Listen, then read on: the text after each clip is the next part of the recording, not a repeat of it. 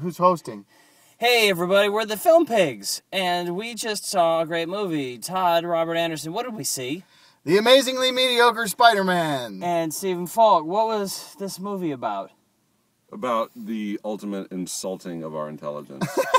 Here's the main problem with the movie is that they just fucking made this movie. There's no point for this movie.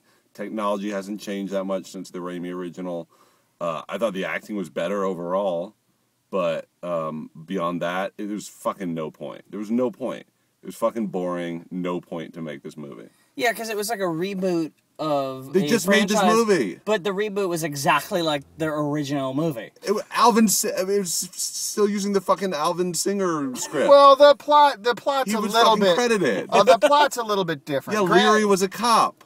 But the It was a movie, lizard. but the movie was essentially the same damn movie. It was a chud. It was a chud. It was a chud and not Different a Defoe. chick. It was Gwen Stacy instead of Mary Jane. Yeah.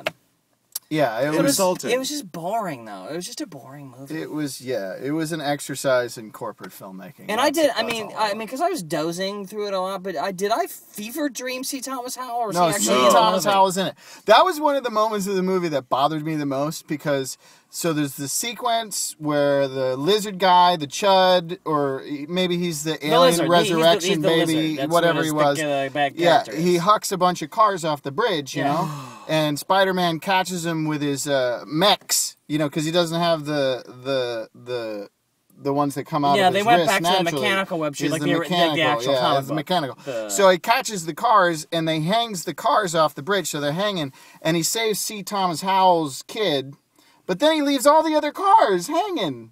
There's other people in the cars. Do we know there are other people in the cars? Why would he catch the cars if there weren't people in the car? Of course there were people. They weren't related to anyone from the Brat Pack. Yeah.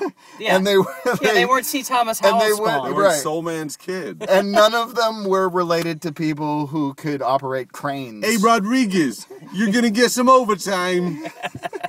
That was a C. Thomas Howell. Yeah, it was just like, it was just like a flat movie. It didn't really, it was... And so much of it was fucking tailored for the video game. Like, the fight and the fucking... He kept saying these little quips that you're going to be playing the game. He's going to be saying... no, but they tried... the quips and stuff, they tried to... Quips. That actually is... Quips! That is more comic booky, more the character from the comic book that they tried to inject back into the movie. But the problem is... No, I'm not defending it. I'm saying that's not... That actually is they were trying to do it. But the problem with it is, in the comic book it works because it's just... They're individual static drawings. But in a movie, the guy with a full face mask doing quips just doesn't Sounds read. Like shitty it just doesn't... Yeah, it just doesn't track. It is. Yeah. No, so I don't think there's any way you could actually do that and have it be fun. The weird thing, I was walking away, I was really aggravated by the movie, but then I was actually going, okay, I like the, I thought Martin Sheen was better than Cliff Robertson. I thought Sally Field was fine, whatever, give a shit.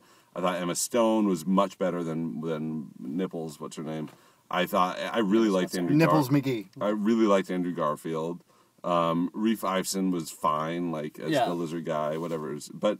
So overall, I thought the action was good, but it was just no point for the movie. It was just no point. No point. Well, yeah, the pacing too. There was too much of the romance and too long with the bully setup. And I will say Dennis Leary is the bullshit. It's like they managed to do the origin story all over again, just with a different type of origin. And it took even longer than the last time. And it was boring. Okay, here's just like some advice for the inevitable reboot of Spider-Man next year. Just start with fucking Spider-Man. Yeah, he's already swinging around and punching guys. Yeah, they didn't do the newspaper situation, I guess, right? Yeah, they cut out the... Yeah, it's a cop now, and he's not... Yeah. He just is... Yeah, because they got rid of the most fun and silly and entertaining part J.K. Simmons. of the original movies. Right. Well, they did it. This had that was the other thing. I mean, I was not a fan of the Sam Raimi Spider-Man, any of them. But at least they had a certain sense of humor. You threw Bruce Campbell in there. Yeah. And this one, outside of his quips, which were supposed to be funny, but I didn't find them. This movie, like most remakes these days, the sense of humor is mostly removed from it. Yeah. And as a result, like what we liked about the Avengers.